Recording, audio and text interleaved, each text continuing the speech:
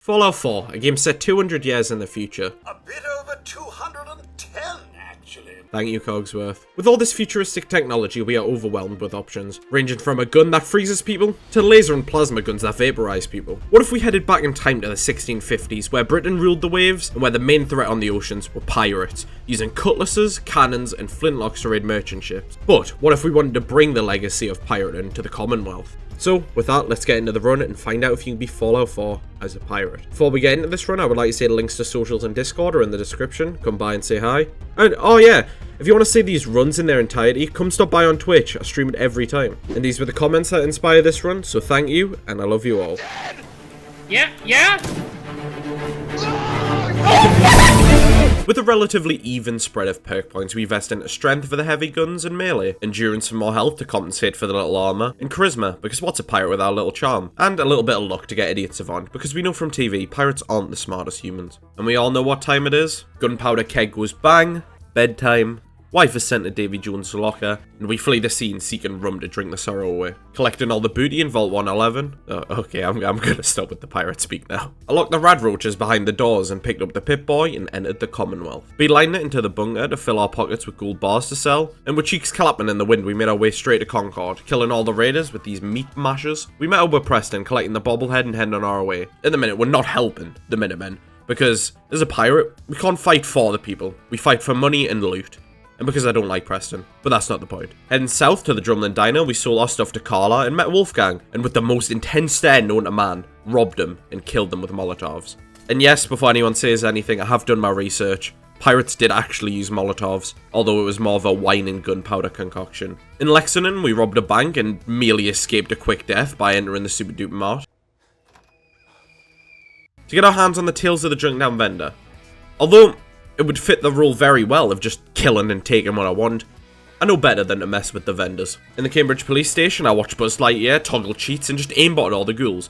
I think, honestly, this is the first time I've never seen him being touched by a ghoul. And we'll be siding with the Brotherhood, because on that blimp lies a rare treasure of this run. A bottle of rum. Taking a stroll down a Good Neighbour, we watched the average interaction in London, but that's where we saw it, our clothes for the run, but on another human. Well, a ghoul. I will take a close Hancock, if it's the last thing I do. And if you're wondering how we get our hands on it, we either need max pickpocketing still to strip him, or trade with him when he's our companion. I think you know which one would be easier. Going into a sketchy alley, naked and afraid, we talked to Bobby No-Nos. I wonder why they call her that. We started the quest, the Big Dig, and this was the worst decision I've ever made in my life. Straight away I was met with 3 Mirelurks, and with fists doing no damage, I had to use Molotovs. Dealing with the crabs, it was time to break Bobby's partner in crime, Mel, out with a Diamond City prison. Stealing Kellogg's key for later, we headed to the prison and stole the cell key from a guard while he was draining the hose. I broke Mel out, and let's just say Diamond City wasn't too happy with that.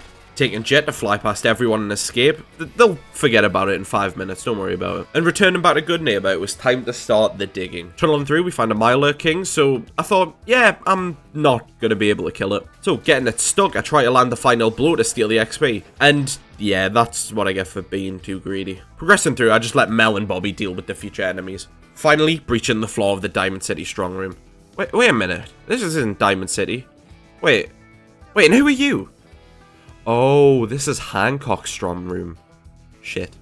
Turned to Bobby No-Nos into Bobby Nobody Knows. And speaking of Fahrenheit, she said I made the right choice and gave me the Ashmaker, a legendary minigun with fire damage as a reward. Cool. But I can't use it, but it's good for selling. She told me to apologise to Hancock in person, so that's exactly what I did. Are you accepting my apology and want to come on a journey with me? Sure, Hancock. But first, let me have your clothes. Does this sound like every solid friendship starts? Yeah, you know what? You're not coming with us. My clothes now. And now, I finally look the part. But I learned my lesson from the Big Dig, and it was time to get my hands on some weapons. And where else better suited to get pirate weapons than the land of Far Harbor? Making my way to the Nakato home, and stole their boat and headed into Far Harbor. In Far Harbor, I watched the residents fend off all the gulpers and anglers, and after the fishy boys were defeated, I went to reap the rewards, and got my hands on the first weapon of this challenge, the meat hook. And soon, after talking to the vendors, I picked up the Admiral's Friend, a harpoon gun that does double damage if the target's at full health. And for the harpoons, they're actually very cheap. But with that, we're done here. Returning to the Commonwealth, it was time to put the weapons to work and save Nick Valentine. In Park Street, this is where I discovered the fun of the harpoon gun. It can pin heads to walls and does a fuck ton of damage. But don't get me wrong, the weapon is good for damage, but aiming and reload speed, it sucks. Reaching Dino, one well-placed headshot, and boom, dead.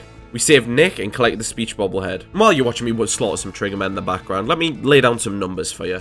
The base damage for the Admiral's Friend is 150. Times by 2 if it's a sneak attack, so 300. And if a target's at full health, that's 600. That's a whole can of whoop ass all combined into one bolt. And that's not even including the bonuses from heavy weapons. Reaching Skinny Malone, I shot a bolt straight through his head and attached him at the top left of the vault door. Escaping Vault 114, I headed to our first pirate mission, the last voyage of the USS Constitution. AKA the glorified fetch quest, but it's pirate themed, so that makes it okay. Not really. Fending off the scavengers with cannons and the harpoon gun, and because the quest objectives are going to be shit after this, I'm just going to quickly speed through them for you. Fix some wires, bought and replaced a power relay coil, stole a guidance chip from scavengers and killed them all, stole a radar transmitter from some rad roaches, and cleared the raiders and Jared at the Corvega assembly plant to grab the turbo pump bearings. And with all this fetch quest shit completed, it was time to defend the ship one last time to claim my reward. Turn the scavenger into a fine paste with a snipe of a VAT shot.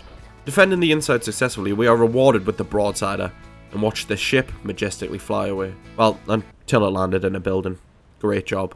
Return to Sanctuary, we upgrade our Admiral's Friend with a sight and head into Diamond City to fill up on cannonballs, but accidentally misclicked on Mern. And yeah, well, if you didn't know what the broadsider does, you do now. Donning the detective hat under the pirate hat, we returned to the Valentine Detective Agency and picked up the gilded grasshopper case. Entering a super mutant lair, it was time to put the broadside at work and explode all the super mutants. Making my way to the roof, I inspected the bronze cricket and the note that was with it, and in this note it informed us on the burial grounds of Shem Drown. Digging up the body and retrieving my final weapon in my arsenal, the Sword of Shem Drown. A revolutionary sword that inflicts radiation damage. And refilling on meds, it was time to start the main questline. Sitting in the detective agency seat, Nick questioned me on what I was looking for. What do you think I'm looking for? I mean, look at us. Obviously treasure and ships to raid. Oh yeah, my son I guess, but that's not important. Entering Kellogg's house, I pressed a red button under the desk and voila!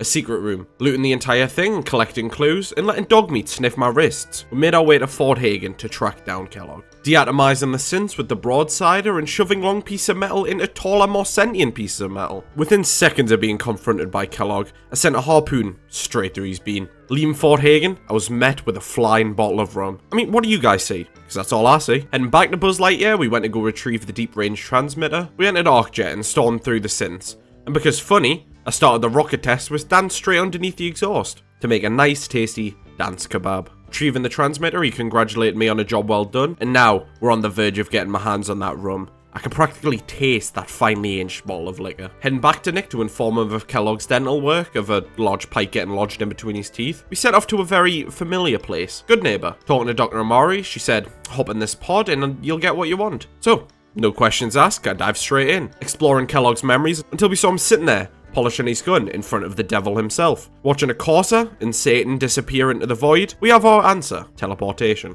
Travelling through the glowing sea to meet Virgil, I tested the true power of the Admiral's Friend on a Deathclaw. And the first shot was that powerful, it might have knocked something around in its head because it tried to run, but directly into a wall of rubble, and no one, I mean no one, escapes Whitebeard. Outside Virgil's cave lurked another Deathclaw, but no problem. One shot. One kill. Talking to Virgil, he said if I decoded a Corsair chip, he would give me the plans for the signal interceptor. Tracking a Corsair down to green tech, it was time to do some killing and test all of my weapons I've got. Using the sword to duel more at close quarters, the harpoon gun, if we need to be precise, and the broadsider just to explode anyone that I found annoying. Reaching the Corsair, it was time to lodge a harpoon right in his skull and clean up the room by committing war crimes, baby. Woo! In the Old North Church, I put the secret code in and sung a little jig. Yo ho, yo ho, the pirate's life for me. Telling Desdemona I have a Corsair chip, she invited me inside to get decoded, but only if she can have the chip in return. I'll be back to get it off your dead body. Don't worry, Des. I will be. Swiping the plans out of Shrek's mitts, I headed back to the police station to have a fun ride up to the Predwin. Hastily racing inside to finally get my hands on my prize, the rum.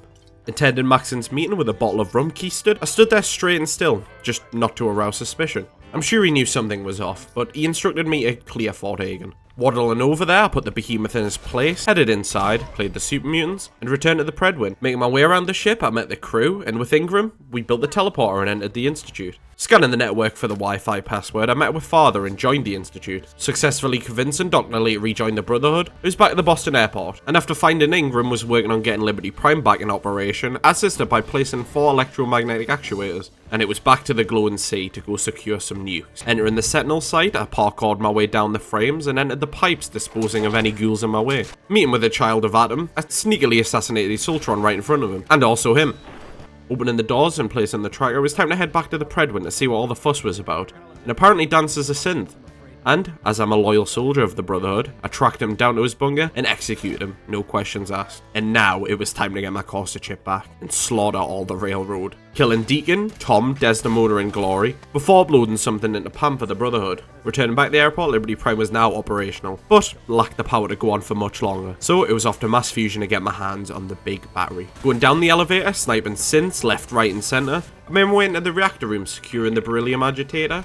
And on my way out, a big robot wanted to start a fight, so I showed him that my barrel was longer than his. And in pure disappointment, ego fractured, he just exploded. And for the Assaultrons, yeah, there stood no chance. Exiting mass fusion, it was time to insert the battery into Liberty Prime. Storming over to CIT, clearing the defending synths, Liberty Prime blew a hole in the Institute ceiling, so I just jumped in. Destroying the synths in the bioscience room, and we can't forget about the monkeys. That's what you get for crossing my game last time, you little shit. We cleared the main room, and I ascended up to Father's living quarters. Or dying quarters, depending on how you look at it. I put a hook straight through his head, lifting the lockdown, head into the reactor room, strapped a bomb to the reactor, and teleported to the relay room, where I banished a fake child to stay in here as it blows up. You're not, Sean! And with a yo-ho and a bottle of rum in my hands, I pressed the button and watched the Institute explode. You know, other than the fact the guns take a million years to reload, it's a very fun run. And I do apologise if the end seems a little bit rushed. At the time you're watching this, I'm on holiday at the moment, and I just didn't want you to go without a video this week. But on that note, I will see you in the next run.